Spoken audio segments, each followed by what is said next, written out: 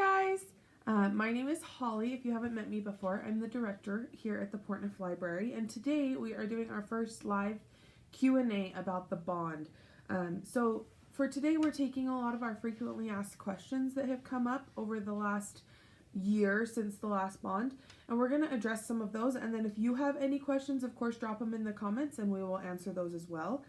This should be short, sweet, and to the point, so we're not going to take up a lot of your day, but we want to make sure we get the information out to everyone, as many people as possible, so that you can make an informed decision on the election November 3rd this year. So if you were unaware, we're running a bond for a new library building. Part of that came out in the May election of May 2019 when we did a bond. And that one did fail. We didn't have very many people come out and vote on that. And one of the things that we realized after the fact was that though we thought we were giving a lot of people information, there were a lot of people who didn't have their questions answered. And that's the point of these live videos, is to try to answer those questions. So one of the biggest questions that comes up is who gets to vote. Legislative districts 28 and 29 vote. What that means simply is North Bannock County outside of Pocatello city limits will vote. So even if you come to the library, if you live in Pocatello, you don't get this on your ballot because you wouldn't be paying taxes toward it. The residents of North Bannock County, so this is out south of town in Chubbuck, out up Buckskin and Parks Road, everyone outside of Pocatello city limits in North Bannock County will see this on their ballot. We have two land choices that we're really looking at. In the last bond, we proposed location of Chubbuck and Burley Drive over kind of by the soda barn and across from Geraldine's. This time we're looking at two different plots of land because we did have a lot of complaints about that land. We're looking at one that is between Yellowstone Road and Tulip Road, which is off Stewart Avenue, kind of by where we are now. And that is an empty lot that we would buy. We would purchase the back 3 acres of that lot and build a library. The other choice that is slightly more favorable in a lot of people's opinions is on West Chubbuck Road, beside Wilkes Funeral Home and behind the Works Sandwich Shop. There are several acres there that would be available for us to purchase. So we have solicited feedback from a lot of people on those land choices. If you have feedback that you'd like to give us, the board will be deciding which land they'll be putting under contract for the sake of the bond at their next meeting on October 13th. If you send any comments you have to bond@portneuflibrary.org, then I will make sure to take those to the board so that we can get people's opinions heard about which plot of land they would like best. The other big question that comes up when we look at buying new land is why can't we add on to or build on the current plot of land?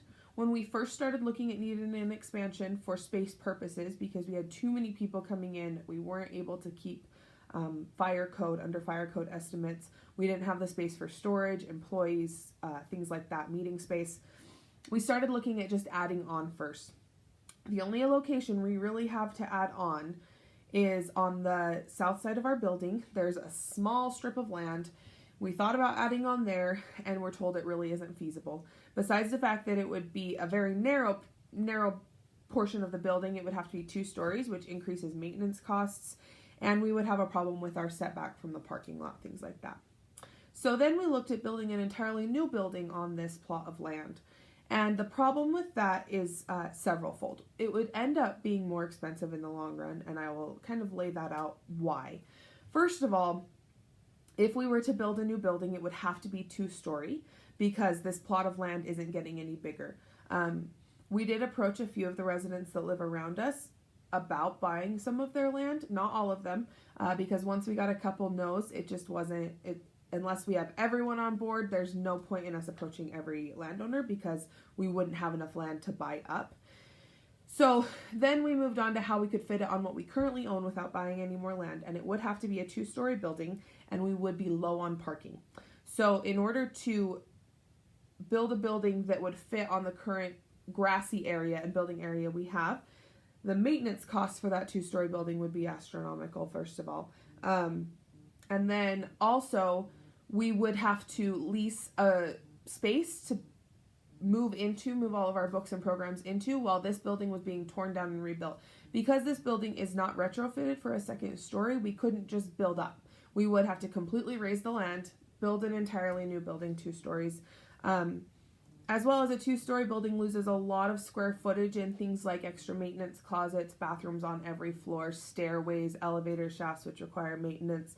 And that was a lot of stuff that, first of all, we didn't feel was necessary, especially when we still wouldn't have the green space we need and we still wouldn't have the parking we need.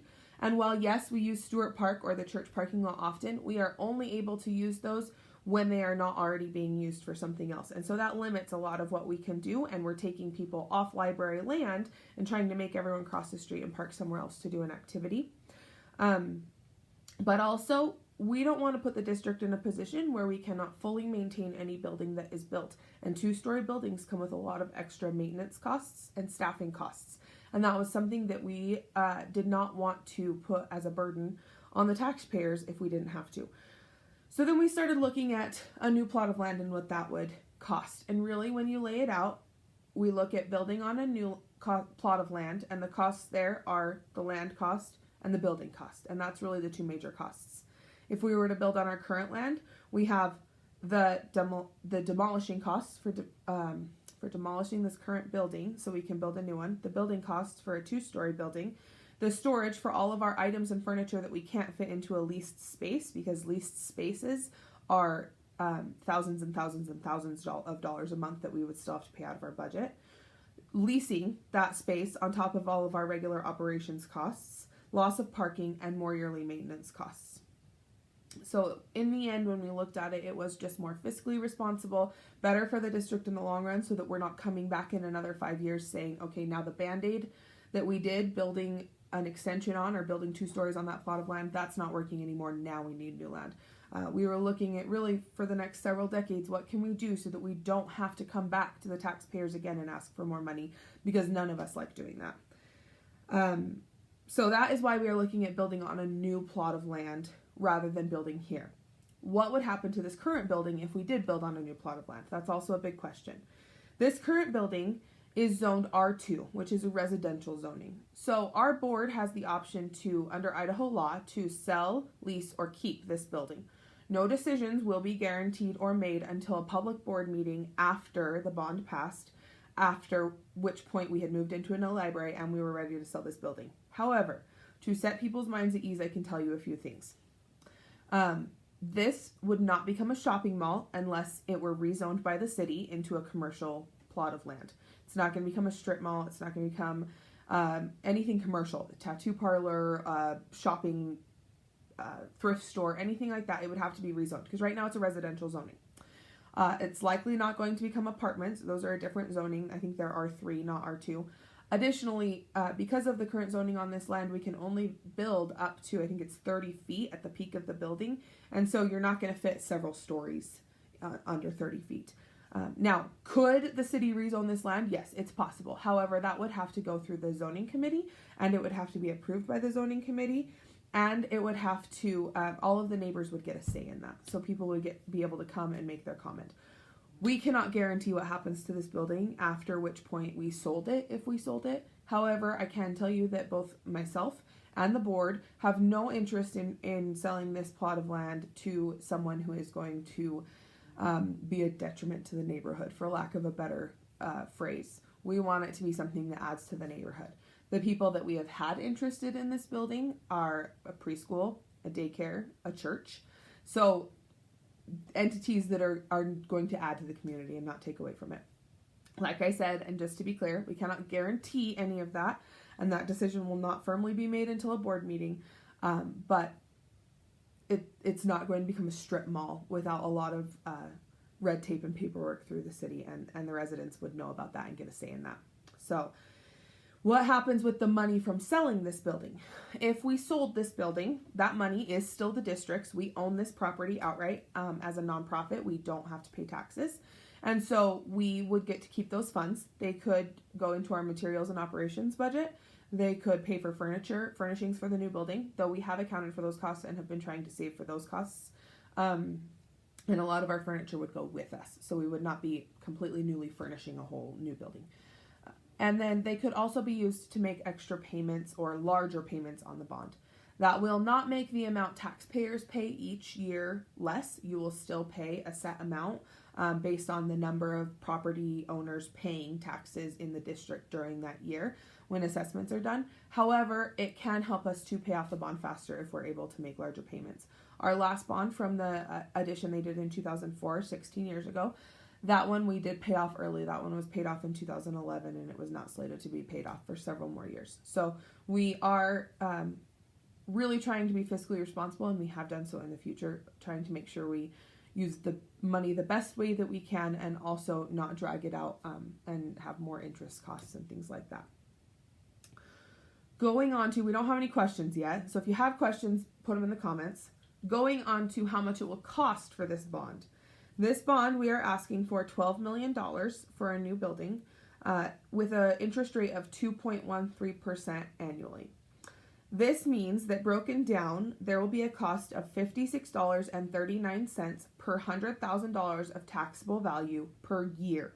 So we had several people in the last bond who thought we were going to be charging $85 and change a month, and that is not the case. This amount is per year per $100,000 of taxable value, and that is after the homeowner's exemption.